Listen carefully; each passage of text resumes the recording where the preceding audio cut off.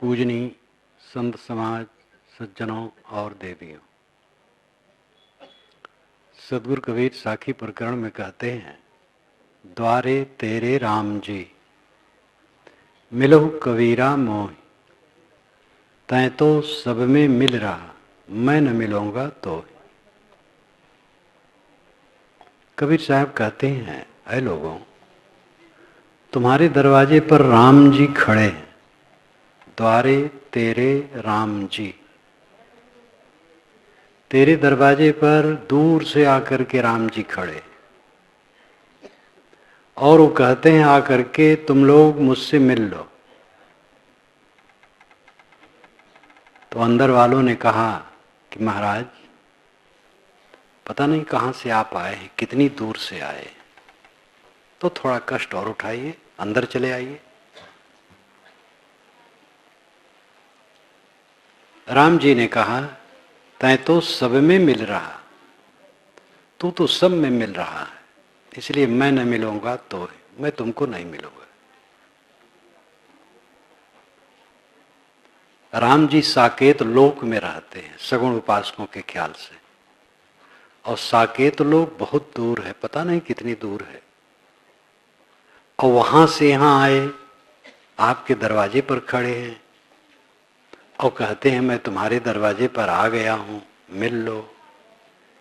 अब आप इतने आलसी, इतने अहंकारी, आप कहते हो महाराज साकेत लोक से आए, करोड़ों कोस से दूर, तो 10 कदम है, अंदर आ जाओ, इतने लापरवाह।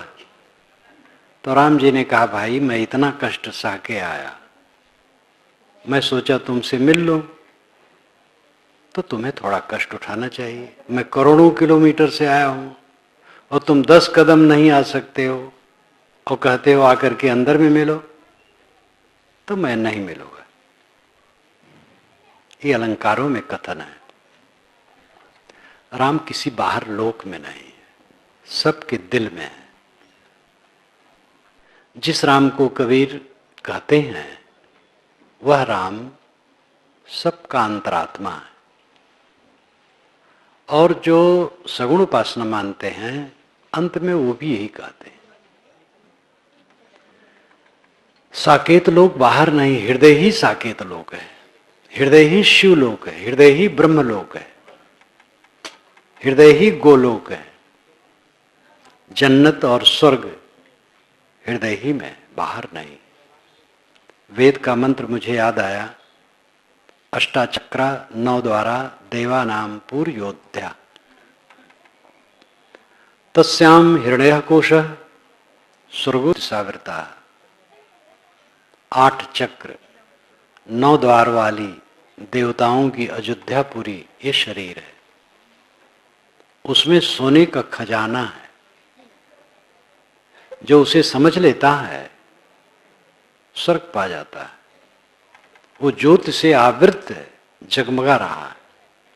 इतने अलंकारों में वेद की ऋषि ने कहा।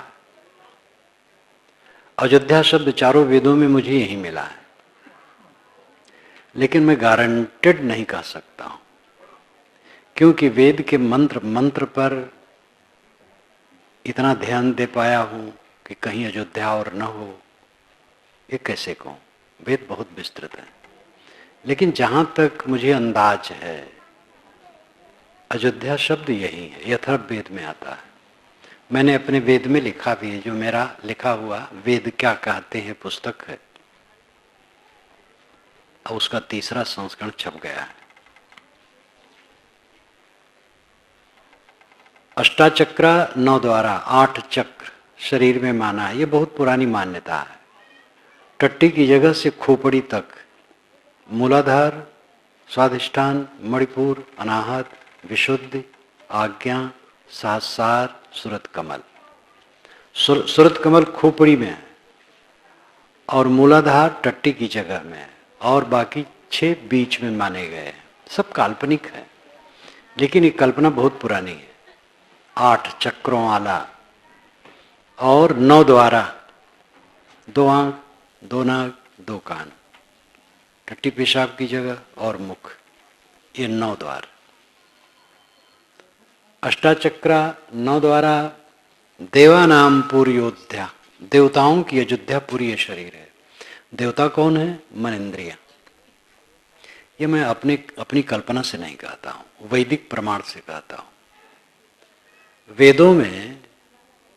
वेदों के अनुसार ब्रह्मांड के देवता हवा, पानी, आग, सूरज, चांद, सितारे, ये सब देवता हैं।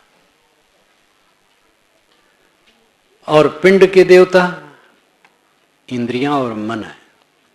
ये वैदिक परिपाटी है और उस परिपाटी का प्रभाव पूरे भारतवर्ष के धर्म ग्रंथों में आया है।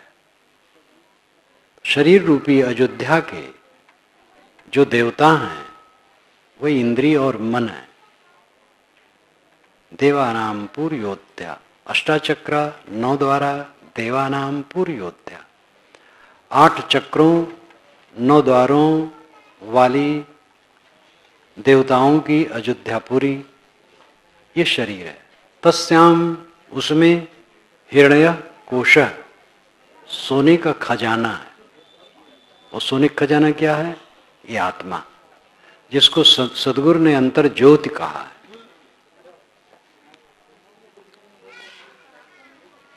तस्याम हिरण्य कोश स्वर्गो ज्योतिषावृता, इसी में स्वर्ग है, वही स्वर्ग है जो ज्योति से आवृत है। स्वर्ग लोग आकाश में मानते हैं। स्वर्ग का अर्थ होता है अपने में लौट आना। स्वर्ग स्वर्ग, स्वर्ग का हम पदच्छेद करें तो हो जाएगा स्वर्ग। स्व नाम खुद में, गा नाम गमन, अपने में लौट आना स्वर्ग है। अपने आत्मा में तृप्त हो जाना, आत्मलीन हो जाना स्वर्ग है। वैकुंठ यही है। वैकुंठ विकुंठ, वैकुंठ का शुद्ध शब्द है विकुंठ। वि नहीं, कुंठ कुंठा, ग्रंथि, कॉम्प्लेक्सेस। जिसके मन में कॉम्प्लेक्सेस नहीं है, ग्रंथियां नहीं है, विकार नहीं है, वासना नहीं है, उद्वेग नहीं है, वो वैकुंठ वास करता है सब समय।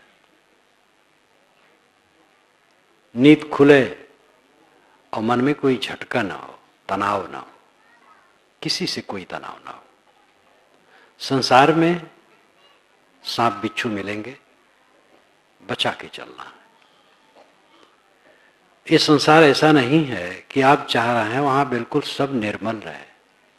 इतिहास उठा के देखिए, बड़े बड़े संतों का उस जमाने में भी ऊट पटांग ऊंच नीच सब रहा। खुराफाती लोग रहे, धार्मिक कहलाने वालों में खुराफाती रहे, साधु वेशधारियों में खुराफाती रहे, और अच्छे लोग रहे, सब जमाने में रहे। इसलिए बचा बचा के चलना है। और ये समझना है कि जितना भी संबंध है सब झूठा है। संबंध और वार्ता अगले क्षण दोनों समाप्त। हम 4 लोग इकट्ठे हुए, संबंध हो गया, फिर वार्ता हुई, कुछ बात किए,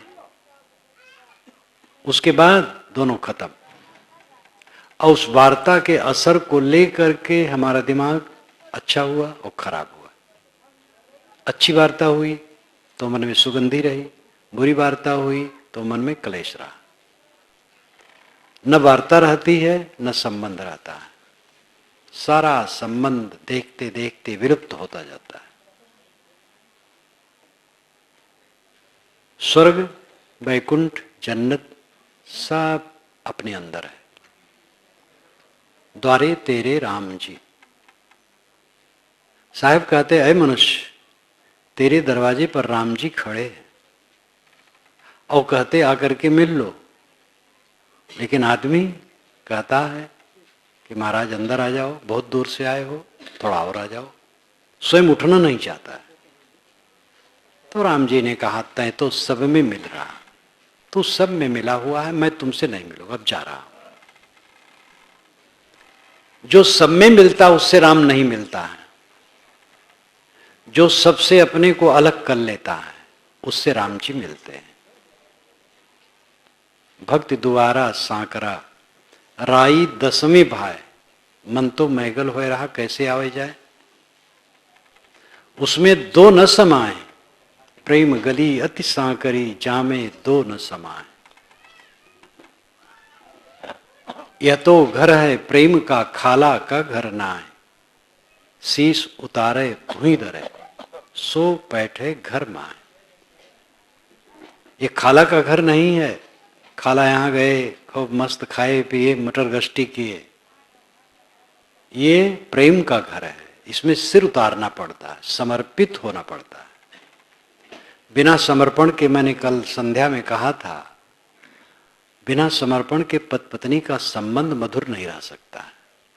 पति पत्नी एक दूसरे को समर्पित हो, वासना की दृष्टि से नहीं, सेवा की दृष्टि से, व्यवहार की दृष्टि से, दोनों के सहयोगी हो। पत्नी कुछ कहती है, पति कुछ कहता है, बिगड़ जाएगा। पिता पुत्र में विरोध है, बिगड़ जाएगा। गुरु शिष्य में मतभेद है, बिगड़ जाएगा। भाई भाई में, मित्र मित्र में मतभेद है, बिगड़ जाएगा। जरूरी है एक दूसरे के प्रति सहयोग की भावना, समर्पित होना। बिना समर्पण के एक दुकान नहीं चल सकती। पार्टनरशिप में हम दुकान करते हैं, कारखाने खोलते हैं, संबंध करते हैं, उसमें समर्पण की जरूरत होती है। अंतिम काम परमानंद की प्राप्ति, परम सुख की प्राप्ति, आत्यंतिक सुख की प्राप्ति, जिसमें दुख नाम की कोई चीज नहीं है, उसकी प्राप्ति तब होगी जब फिर दूसरे से न मिले, केवल राम से मिलने की इच्छा हो। तय तो सब में मिल रहा, मैं न मिलूंगा तो। रूपक में लगता है राम अलग है, जीव अलग है, राम आके खड़ा है और जीव अहंकार बस मिलना नहीं चाहता है। रूपक में ऐसे लगता है। इसलिए सारे लक्षण तटस्थ होते हैं। ये वेदांत की भाषा में आता है। तटस्थ का मतलब उदासीन, निष्पक्ष, ये शाब्दिक दृष्टि से। और वेदांत की पारिभाषिक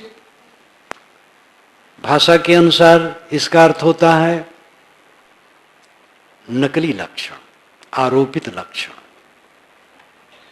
जो स्थिर लक्षण न हो, नकली लक्षण।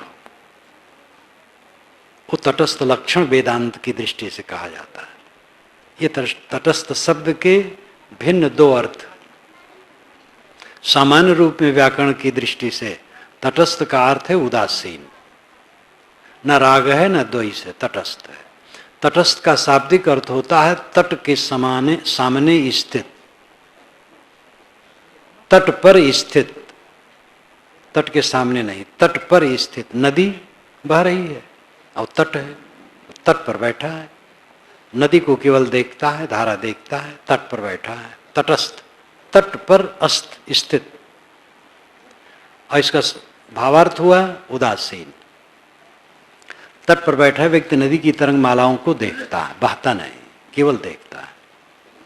इसी प्रकार जो व्यवहार को देखता है, बहता नहीं, वो तटस्थ है। ये शाब्दिक अर्थ से मैंने कहा। और वेदांत का लाक्षणिक अर्थ है नकली रूप, परिवर्तित रूप, जो बिल्कुल करेक्ट न हो, वो तटस्थ लक्षण है। जैसे तैत्तिरीय उपनिषद में आया है, मोदः दक्षिण पक्ष, प्रमोदः उत्तर पक्ष, आनंदात्मा ब्रह्म पुक्षम प्रतिष्ठा। दहना बायां पंख है, दहना मोद दायां पंख है, प्रमोद बायां पंख है, आनंद धड़ है, ब्रह्म पूंछ है। कबीर साहब ने फटकारा, सिर सींग कछो नहीं, बाकी पूंछ कहाँ गए पाँव? उसमें सिर नहीं है, सींग नहीं है, पूंछ कहाँ से आ गई? साहब तो तटस्थ लक्षण नहीं कहते, सीधा कहते हैं। वेदांती कहेंगे भाई ये तो ब्रह्म का तटस्थ लक्षण है, नकली लक्षण है, असली नहीं। कबीर साहब नकली कहते नहीं, सीधे असली कहते हैं। लेकिन रूपकों का वर्णन वे भी करते हैं। और रूपक में, रूपक शब्द के कोई अर्थ को करेगा और ऐसे पकड़ के बैठ जाएगा तो सत्य नहीं समझ पाएगा। राम और आत्मा दो नहीं, राम आत्मा है, आत्मा राम है, और उसी को जीव कहते हैं, चेतन कहते हैं, रूह कहते हैं, सोल कहते हैं। यह शब्दों की भिन्नता है। राम आपके अंदर है, उससे मुलाकात इसलिए नहीं होती कि हम सबसे मिले। सबसे मिलना बंद करो तब राम से मिलना होगा। तो क्या व्यवहार में किसी से न मिले? एक बात मुझे याद आई जो मैं पहले कहना चाहता था।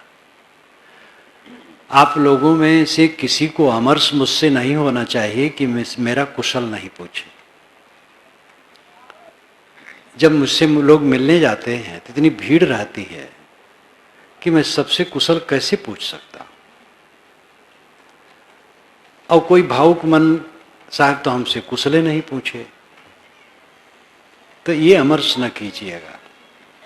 आप यहाँ आए हैं, धन्यवाद है, आए हैं, कुशल मंगल है। मेरा भी कुशल है, आपका कुशल है। कुशल है मन का शांत रहना, स्थिर रहना, सुबस रहना। ये काम करो।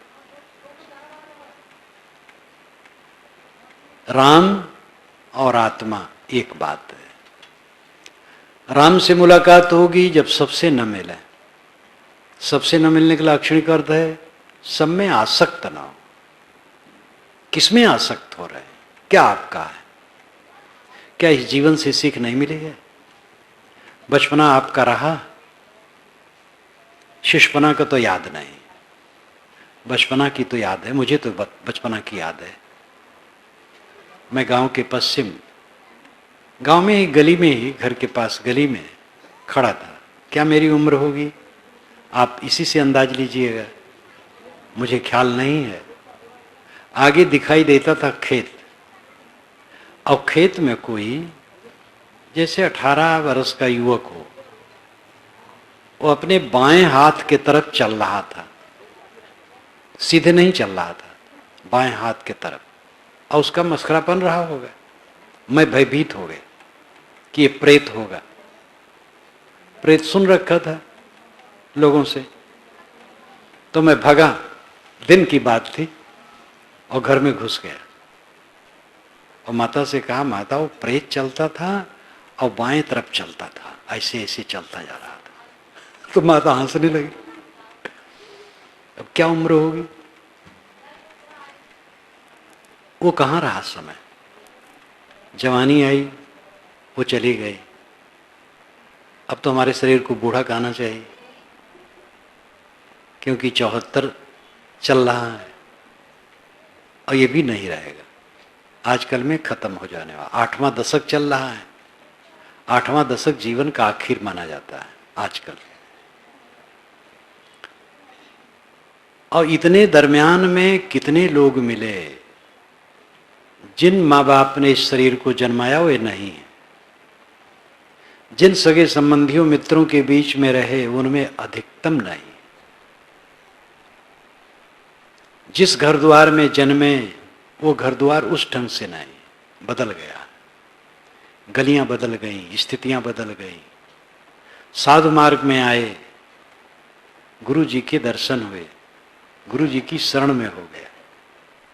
संत मिले, सदगुरु और संतों की कृपा से मेरा उद्धार हुआ। मैं उनका उपकार अनंत अनंत मानता हूं। सदगुरु न मिले होते, ये संत जन न मिले होते तो हम भटकते होते।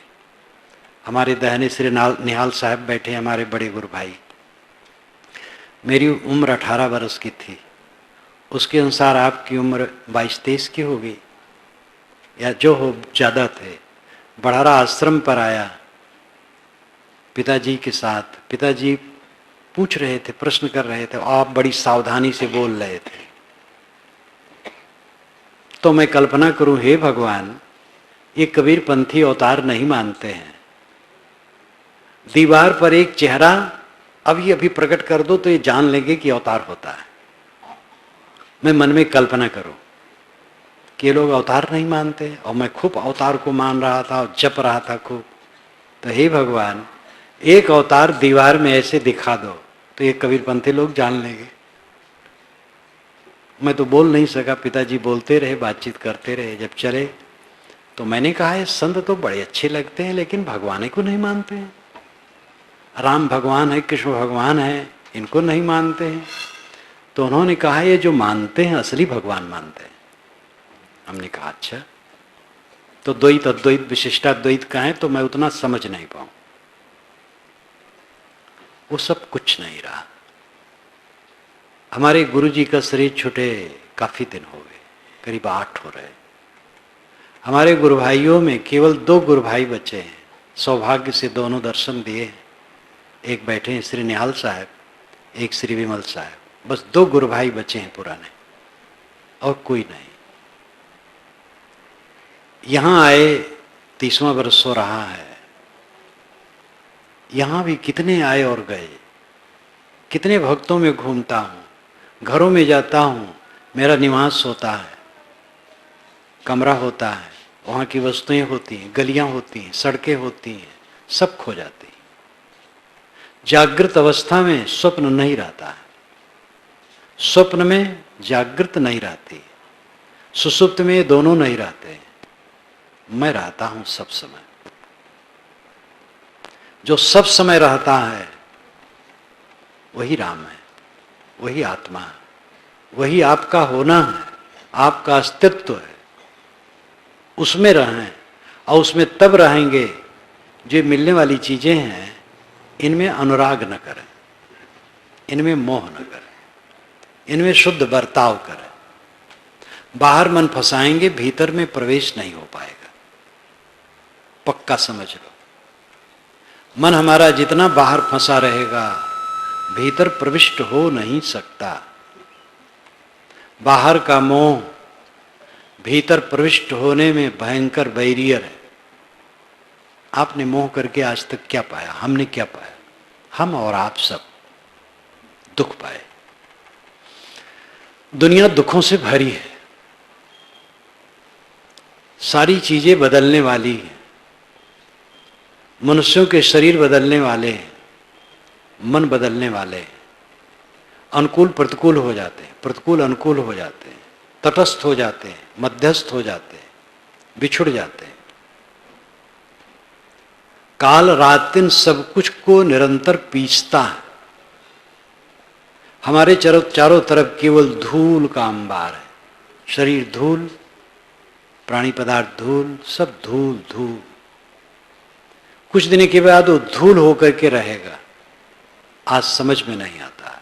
हमारा शरीर मिट्टी और धूल है, इसको पहले से देखें। यही होना है, और जब हो गया तब देखने की क्षमता नहीं रहेगी। जो पहले देख लेता है वो राम से मिलता है।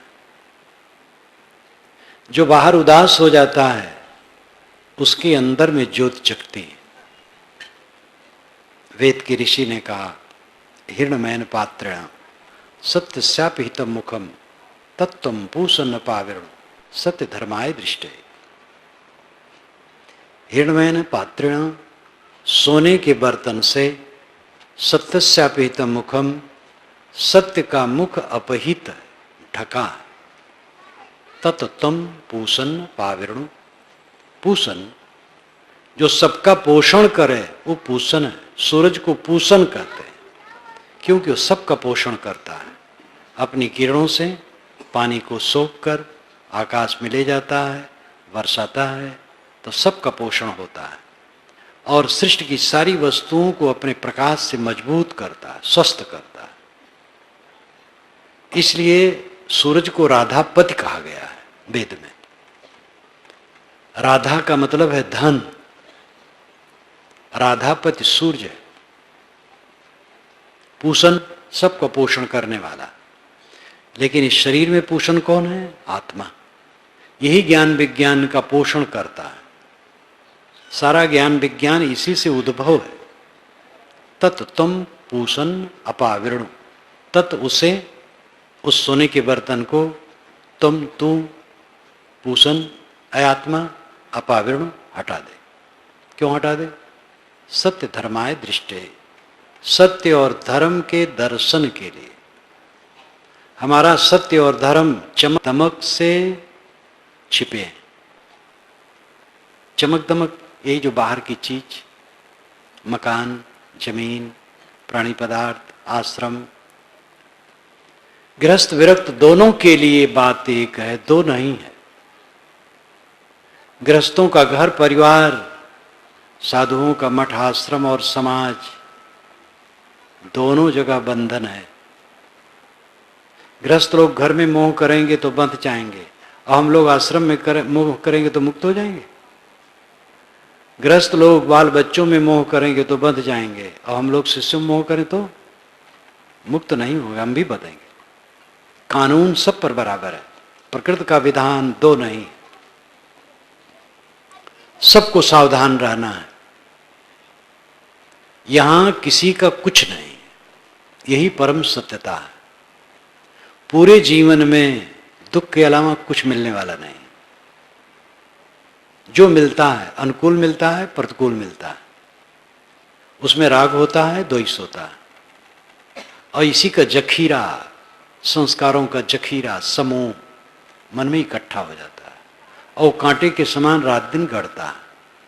बड़े बड़े संपदाशाली, बड़े बड़े स्वामी, बड़े बड़े ऐश्वर्यवान, बड़े बड़े राजनेता, कोई भी हो, चाहे स्वामी जी हो और चाहे राजनेता जी हो, जीवन भर का जो कुछ उन्होंने परिश्रम करके संग्रह किया है वो क्या है? बाहर का माटी गोबर है। पूरा संसार माटी गोबर है और कुछ नहीं, केवल मिट्टी मिट्टी। और उसी को हमने धन माना है, उसी में मन लगाया, उसी में आसक्ति बनाई है, और उन्हीं के संस्कारों का संग्रह मन में इकट्ठा है जो कांटे के समान चुभता है। रात दिन अनुकूल प्रतिकूल के द्वंद्व में जीव ग्रसित। कब इसको चैन मिलता है? कौन हासो किमानंदो नित्यम पच्चलिते सति अंधकारेणोनद्धा प्रदीपम न गवेशत। तथागत बुद्ध कहते हैं, कौन हासो, क्यों हंस रहे हो? किमानंदो, क्या आनंद मान रहे हो? नित्यम पज्जलिते सति, निरंतर काल की आग धधक रही मरघट की ज्वाला, जिसमें सब भस्म हुए हैं, कोई बचा नहीं, जो हैं वो बचेंगे नहीं। अंधकारेणोनद्धा, अंधकार से तुम घिरे हो, प्रदीपम न गवेशत, प्रकाश नहीं खोजते हो। कब खोजोगे? कब अपने आत्मक कल्याण करोगे? तय तो सब में मिल रहा, मैं न मिलूंगा तो है। राम जी कहते हैं कि तुम लोग सबसे मिल रहे हो, इसलिए मैं तुमसे नहीं मिलूंगा। सबको छोड़ दो तब मैं मिलूंगा। तो छोड़ के कहां जाओगे? हम लोग छोड़े तो बहुत बड़े समाज में पड़ गए। जहां शरीर जन्मा था वहां गिन करके, उंगली पर गिन करके लोग थे। अब मैं गिन नहीं सकता हूं। कहीं सर्विस करता होता तो रिटायरमेंट हुए 14 बरस हो गए होते, बल्कि 16 बरस हो गए होते। अब आप लोगों के बीच में आ गया, अभी रिटायरमेंट नहीं हो रहा है, काम और ज्यादा कर रहा हूं। कहां जाओगे? जहां हो वहां समझो कुछ मेरा नहीं। समय सबे भूमि गोपालक है, सब गोपाल की भूमि। ईश्वर भक्त समझता है सब ईश्वर का है, मैं सेवक हूं। गुरु भक्त समझता है सब सदगुरु का है, मेरा कुछ नहीं। अत्यंत उच्च ज्ञानी समझता है सब प्रकृति का है, मेरा कुछ नहीं। गुणावर्तन तित्तेव यो तिष्ठित नेंगते, ये गीता कहती है। गुण गुणों में वर्तते हैं, ऐसा समझ करके यो अवतिष्ठित, जो स्थित है, निंगते न इंगते, इंगन नाम कंपन, कांपता नहीं, भयभीत नहीं होता है, चिंतित नहीं होता है, उद्वेगित नहीं होता है, अशांत नहीं होता है। ये ज्ञानी का लक्षण है। निर्द्वंद स्थित आ जाना ज्ञान है। कहीं कंपित न होना। घटनाएं घटेंगी, सामने आएंगी, अनुकूल आएगा, प्रतिकूल आएगा। ज्ञानी पुरुष को गाली दिया गया है, जीवन मुक्तों को गाली दी गई है, निकट के लोग तक गाली दिए, दूर के लोग दिए, दूर के दिए, निकट के लोग भी दिए, नहीं समझ पाए। किसी महापुरुष को समझ पाना बहुत मुश्किल है, कुछ ही लोग समझ पाते हैं, बाकी अनबूझे रह जाते हैं। पास में रहने वाले भी समझने वाले कम हो पाते हैं। मात्रा है, कुछ कितना समझता है, कितना समझता है। इतिहास पढ़ करके जानता हूँ और नज़रों से देख करके भी जानता हूँ। श्री विशाल साहब एक उत्तम आदर्श हमारे सामने रहे, जिसको हमारे सदगुरु भी सदगुरु मानते थे। हमारे सदगुरु अपनी जगह पर निर्मल पुरुष थे ही, जो हमारे परम आधार थे, वो तो है ही है। लेकिन वे भी जिनको गुरु मानते थे श्री विशाल साहब, जो लोग देखे हैं वे जानते हैं, नहीं सुने हैं। विशाल देव परम आदर्श पुरुष थे, कृतार्थात्मा जीवन मुक्त पुरुष। दूर वाले नहीं समझे, निकट वाले भी बहुत लोग नहीं समझे। इतिहास पढ़ करके देखते हैं, बुद्ध को, महावीर को, शंकर को, यानी स्वामी शंकराचार्य को, कबीर साहब को, सब कहाँ समझे। सबको समझाने के चक्कर में न पड़े, समय बर्बाद जाएगा। मुझे लोग समझने बड़े अच्छे साधु हैं, महाभ्रम। अच्छा रहना है, हम समझ लें अपने को, बस काफी है। याद आई, एक जगह मैं था, एक प्रदेश में, एक मेरे साधु ने कहा, साहब अमुक बूढ़ा साधु आपको बुरा मानता है, आपकी बुराई करता है, आप उसको समझा दीजिए तो समझ सकता है। तो मैंने कहा, वो थोड़ी बुराई मेरी जानता होगा, और जब सारी बुराइयां मेरी जानेगा तो बहुत उसको कहना पड़ेगा। तो कहा, तब तो कोई समस्या ही नहीं है, उनकी समस्या कहाँ। 2 दिन के बाद वो बूढ़ा मिला, कहा, साहब आप जाएंगे अमुक दिन, तो रास्ते में मेरी कुटिया पड़ती, वहां थोड़ा बैठ लेंगे। मैंने कहा ठीक। मैं नहीं कहा कि तुम मेरी निंदा करते हो तो क्यों बैठूंगा, मैंने कहा ठीक। गया, खाट बिछाया था, बैठ गया। संतों के लिए भी आसन बिछा दिया था, सब बैठ गए। उन्होंने पूजा की, आरती की, चरणोदक लिया। मैं चरणोदक देना नहीं चाहता, पुराने लोग, कुछ लोग ले लेते हैं। तो चरणोदक लिया, हाथ जोड़ के खड़ा हुआ, कहा, साहब मेरे कल्याण की कुछ बातें बता दीजिए। तो थोड़ा सा कह दिया, फिर चल दिया। वो साधु जो मुझसे कहा था वहीं खड़ा था, आगे बढ़ा, कहा, साहब ये तो भीगी बिल्ली बन गए। मैंने कहा, ऐसा ना कहो, उनका विचार, उन्होंने मेरी बुराई की होगी और यहाँ पूजा कर ली, उनका विचार है, उसमें हमें कुछ हानि लाभ नहीं। आप सबको समझा करके तब रानी में रहना चाहते हैं कि आप अच्छे हैं। कोई समझा पाया है? दुनिया में एक व्यक्ति नहीं समझा पाया।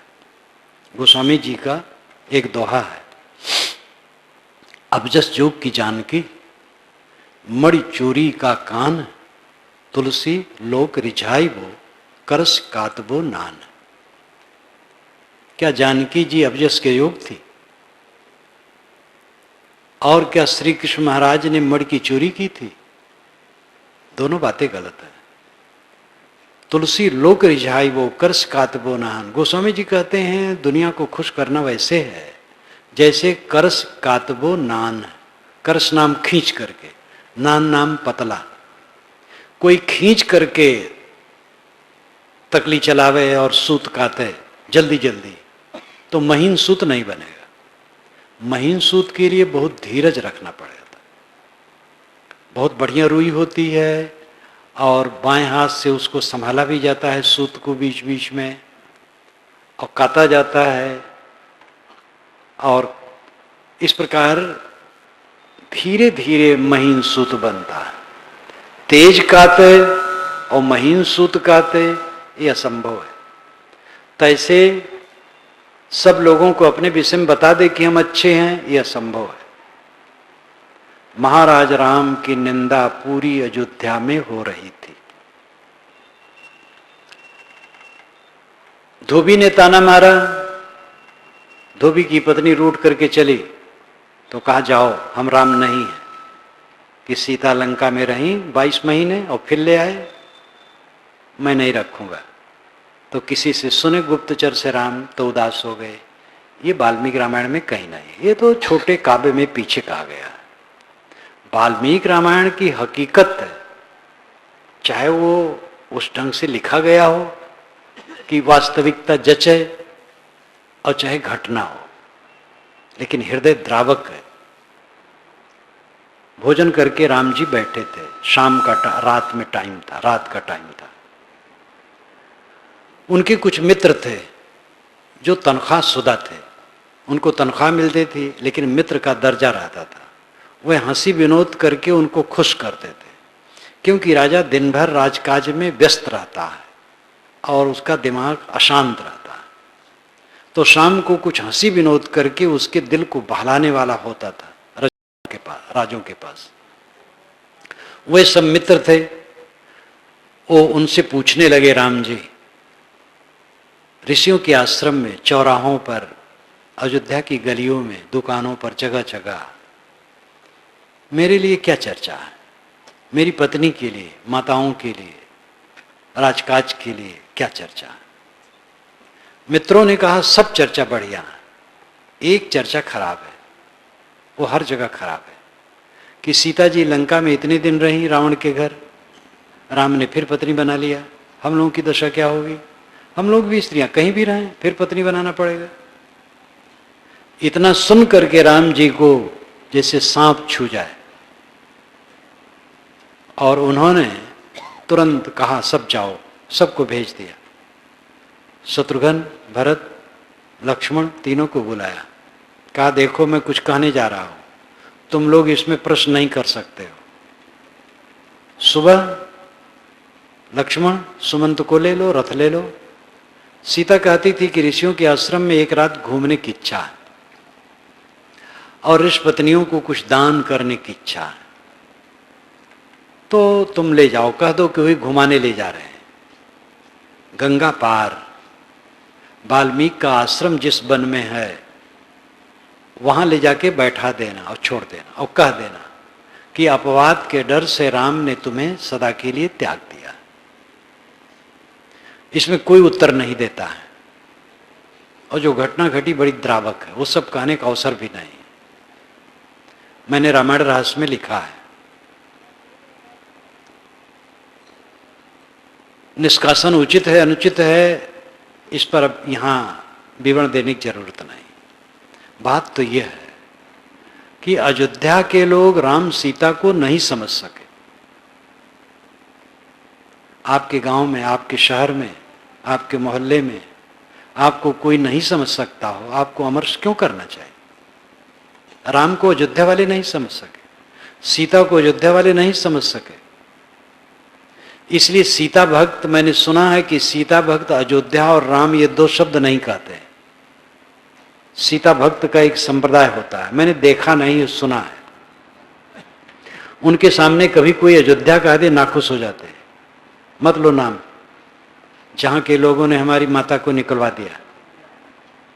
राम कोई कहे तुरंत नाखुश हो जाते हैं, मत यार नाम कहो, हमारी माता को निकाल दिया। अयोध्या के लोग राम और सीता को नहीं समझ सके। अब तो संतोष करना चाहिए। अगर आसपास वाले हमें न समझ सकें तो क्यों चिंता, क्यों दुख? अपने को समझो। कबीर सीरीले में बहुत चोटदार बात आई है। जब राजा आया है मिलने और फकीर, खड़े खड़े बात हुई है। फकीर ने कहा कि हमारे दिमाग को रोशन कीजिए, कोई ज्ञान की बात बताइए।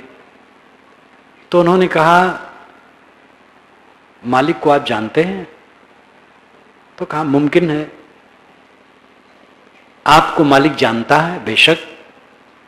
तो कोई आपको जाने या न जाने, राष्ट्रपति, प्रधानमंत्री, चपरासी, सब के लिए 24 घंटे उनका विभाजन करना आपका काम है, किसमें लगाएंगे? पंडित जवाहरलाल नेहरू प्रधानमंत्री थे, लेकिन वे भी व्यायाम करने के लिए समय निकालते थे। समय सबके पास है, समय निकालें, रोज एक बार दो बार बैठें, अलग ज्ञान के ग्रंथ को पढ़ें, मनन चिंतन करें। मैं कौन हूं, जगत क्या है, मेरा संबंध कितना इससे है, कब तक है, इस पर सोचें।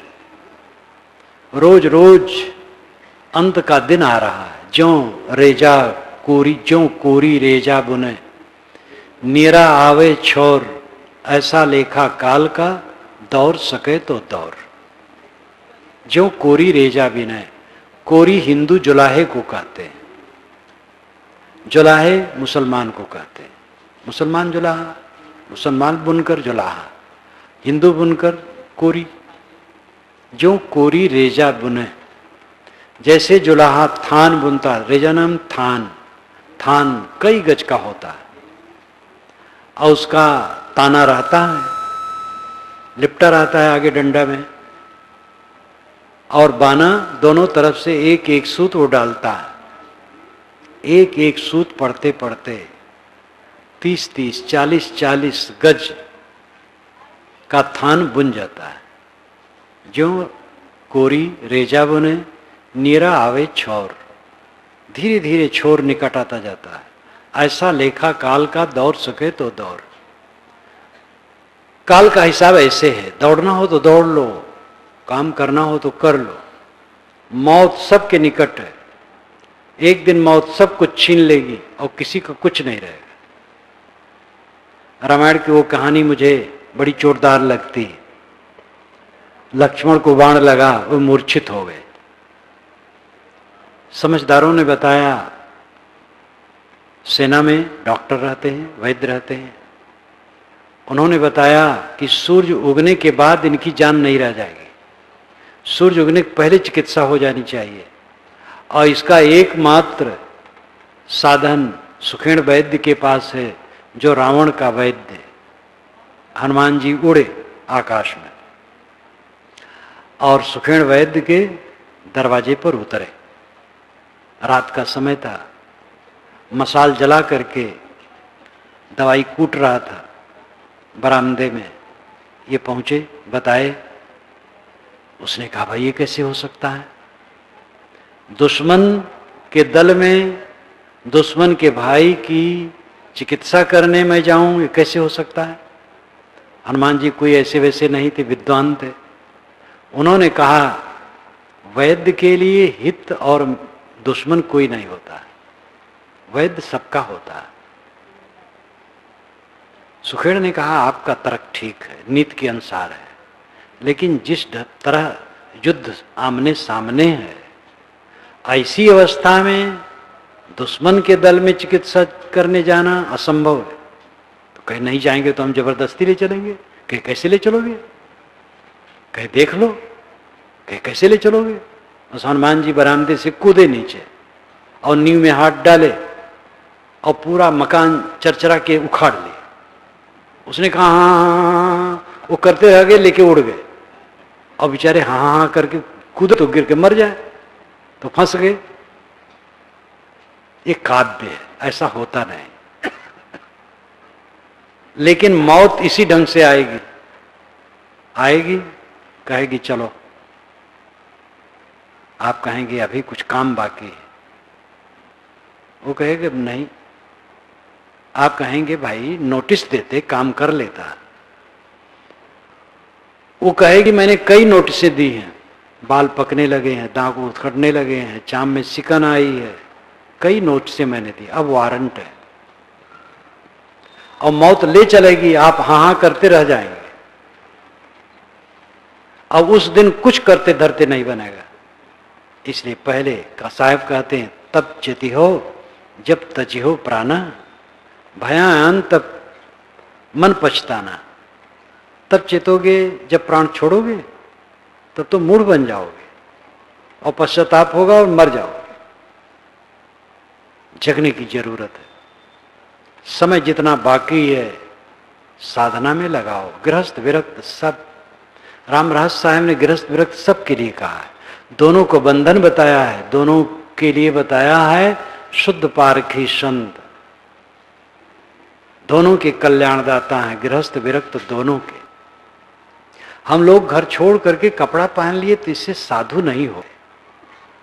ये कपड़ा साधु का वेश है, साधुता का लक्षण साधुता नहीं है। ये हम लोगों का कपड़ा साधु का लक्षण नहीं है, साधु कपड़ा है। साधु का लक्षण है क्षमा, गम, संतोष, धीरज, शील, विचार, निज दोष दर्शन, परदोष दर्शन न करना, वैराग ज्ञान भक्ति में रमना, आत्मा में रमना, ये साधुता का लक्षण है। वेश बनाने में कुछ देर नहीं लगती है। साधु वेशधारी हो, गृहस्थ हो, दोनों का बंधन वैसे ही है। दोनों को अपना बंधन काटना है।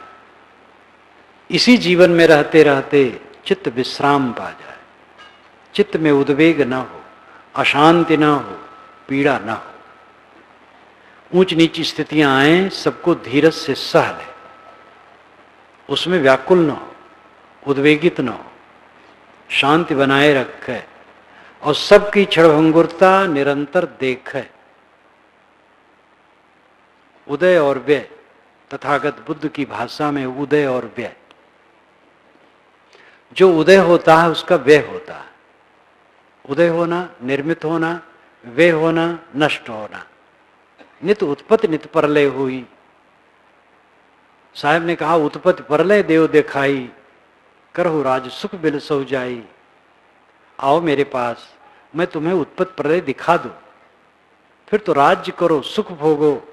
उत्पत्ति प्रलय को जो देखता है वो दुनिया में मोह नहीं करता है। सब कुछ बनता है, बिगड़ता है, यही स्वभाव है। क्षण क्षण बनता बिगड़ता है। शरीर में कण मिलते हैं और निकल जाते हैं, हम देख नहीं पाते हैं। रासायनिक दृष्टि हमारे पास होती तो हम देखते कि ये सामने का खंभा कांप रहा है, इसमें हजारों कण मिल रहे हैं और हट रहे हैं। हर पदार्थ के कंपन को हम देख पाते। सब कुछ धूल माटी। अपना नाम का पदार्थ तो कहीं कुछ दिखाई ही नहीं देता है। अपना तो स्वयं आत्मा है, स्वसत्ता है, शुद्ध चेतन तत्व, जो आपका अस्तित्व है, वही राम है। और उसमें विश्राम तब मिलेगा जब सबसे न मिलेंगे, किसी से न मिलेंगे, यानी किसी में मोह नहीं करेंगे, केवल सेवा करना। लेना देना पड़ता है, व्यवहार करना पड़ता है। मेरे शरीर की रक्षा अनेकों के द्वारा होती है। मेरे आध्यात्मिक और व्यवहारिक दोनों क्षेत्रों की उन्नतियों में हजारों हजारों लाखों लाखों हाथ हैं। इसलिए हमें भी कुछ सेवा करना चाहिए। दूसरे द्वारा हम उपकृत हैं, इसलिए हमें भी सेवा करना चाहिए। सेवा कर्तव्य है, मोह नहीं, आसक्ति नहीं, कहीं गांठ बांधना नहीं। कोई मुझे बुरा कह दिया, उसकी समझ है। कोई भला कह दिया, उसकी समझ है। हाँ, ज्यादा खुराफात है तो वहां से हट के रहा जाता है। कांटा है तो पैर वहां न रखे, अलग से चला जाए। आग है, कीचड़ है, गड्ढा है, संभाल के चले। लेकिन वैर कहीं नहीं, मोह कहीं नहीं। अपने मन को जो रागत द्वेष से निकाल लेता है वो राम से मिलता है। जैसी कहे करे पुनि तैसी राग द्वेष निर्वारे, तामे घटे बढ़े रतियो नहीं, ये भी आप संवारे। साहब कहते जैसे कहे वैसे करे। और वैसे करने के लिए जरूरी क्या है? राग द्वेष निर्वार है। मन में जो राग बनता और द्वेष बनता वो बनने न पाए। बन गया है तो काट दो, बनने न पाए। चित्त को एकदम न्यूट्रल रखो, साफ, निष्पक्ष। निष्पक्ष और निर्मल मन में आत्माराम का रमण होता है। निष्पक्ष निर्मल होने मतलब बेवकूफ बनना नहीं, संग कुसंग का ध्यान न करना, कुसंग का भी सेवन करना, गलत लोगों के भी पास बैठना, ये तो भोलापन है। संग कुसंग सदैव ध्यान देना होगा, कुसंग से दूर, शुद्ध संग का सेवन, ग्राह्य त्याज्य को समझना चाहिए। क्या ग्रहण करने योग्य, क्या त्यागने योग्य। मनुष्यों का संबंध, पदार्थों का संबंध, चीजों का संबंध, क्या लेना चाहिए क्या नहीं लेना चाहिए, विवेक होना चाहिए। विवेक के साथ चित्त अपने आप निर्मल होगा। निर्मल चित्त में राम की स्थित होती है। राम अंतरात्मा है, मेरा अपना चेतन स्वरूप है। रमन्ते योगिनो यस्मिन्नित रामा, रमन्ते योगिनः यस्मिन् इति रामा। योगी जिसमें रमण करता वो राम है। योगी कहाँ रमण करता है? आत्मा में। योग का अर्थ ही भी योग है। पतंजलि मुनिरुक्ति काव्य पूर्वायसौ पुंस प्रकृत वियोग योग उत्तते जजा। ये राजा भोज कहते हैं। राजमार्तंड योग दर्शन पर उनका भाष्य, उसमें उन्होंने लिखा कि पतंजलि महाराज के योग दर्शन की जय हो, जिसमें उन्होंने प्रकृति पुरुष के वियोग को भी योग कहा। योग क्या है? पुरुष का प्रकृति से बिछुड़ जाना। पुरुष चेतन, पुर उष, ये दो पद मिलकर के पुरुष शब्द बनता है। पुर नाम आगे, उष नाम जलाना। आगे आगे जो ज्ञान प्रकाश करता रहे वो आत्मा पुरुष है। और प्रकृति जड़ है जो दृश्यमान है। ये दृष्टा दृश्य में उलझ करके दुख पाता है। दृष्टा दृश्य से बिछुड़ जाए, दृश्य का त्याग कर दे, मोह का त्याग कर दे, तब उसका कैवल्य होता है। गीता ने भी कहा दुख संयोग वियोगम योग संगितम। दुखों के संयोग का वियोग योग कहलाता है। दुख संगितम, दुख संज्ञा, दुख यानी योग संज्ञा, योग संगितम, योग संज्ञा, योग नाम किसका है? दुख संयोग वियोग। दुखों के संयोग का वियोग हो जाना योग कहलाता है। तो सब में हम मिल रहे हैं, सब में आसक्त हो रहे हैं, और जिसमें आसक्त हो रहे हैं झूठ है। उस झूठाई को हमने बहुत कुछ देख लिया है, फिर भी होश नहीं है, तो कौन होश करेगा, कौन लाएगा? जगने की जरूरत है। स्वाध्याय करें, सेवा करें, साधना करें, एकांत सेवन करें, समय समय से आत्मनिरीक्षण करें, आत्म परीक्षण करें, अपने को संभालें, अपने मन को बारंबार आत्मा में स्वरूप में लगा करके स्वरूप शांति की प्राप्ति करें। इसी के लिए सद्गुरु का ये निर्देश है, द्वारे तेरे राम जी मिलो कबीरा मोह। ऐ लोगों, तेरे दरवाजे पर राम खड़े हैं और उनसे मिल लो। लेकिन तुम चाहते हो कि और अंदर आ जाएं, तो राम कहते भाई तुम सबसे मिल रहे हो, मैं और आगे नहीं आऊंगा। सबसे मिलना छोड़ दो तो मुझसे मिलो। ये अलंकारों का रूप अर्थ इतना ही है कि आपका स्वरूप राम है। और जब हम बाहर अपना मन फंसाएंगे तो राम में कैसे रमेगा? मन तो एक है, कबीर मन तो एक है, भावे तहां लगाओ, भावे गुरु की भक्ति करो, भावे भी से कमाओ। इसलिए मन को सांसारिकता से हटा करके आत्मा राम में लगाओ।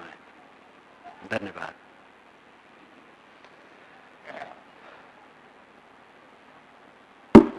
बोलिए सद्गुरुदेव की जय। माइक हटाओ। आप सभी से एक निवेदन है कि गुरुदेव जी यहाँ से प्रस्थान करेंगे और इस परिसर से जब अपने परिसर में पहुँच जाएंगे तभी आप लोग उठेंगे। रास्ते में भीड़ लगा देंगे, चलना कठिन हो जाएगा गुरुदेव जी का। इसलिए सभी लोग बैठे रहें।